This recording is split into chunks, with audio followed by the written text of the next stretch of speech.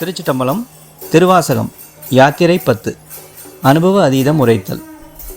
அடியார் ஆனீர் எல்லீரும் அகல விடுமின் விளையாட்டை கடிசேர் அடியே வந்து அடைந்து கடைக்கொண்டு இருமின் திருக்குறிப்பை செடிசேர் உடலை செலநீக்கி சிவலோகத்தே நமை வைப்பான் பொடிசேர் மேனி புயங்கன் தன் பூவார் கழற்கே புகவிடுமே.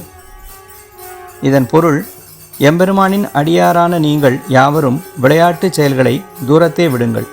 எல்லோருக்கும் பாதுகாவலனாக உள்ள அவன் திருவடிகளையே சார்ந்து அவனுடைய திருவுள்ள குறிப்பை கடைபிடியுங்கள்.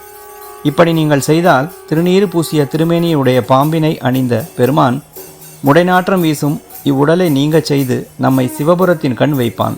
மலர் போன்ற திருவடிகளில் நாம் புகுமாறு அருள் செய்வான். திருச்சிட்டம்பலம்.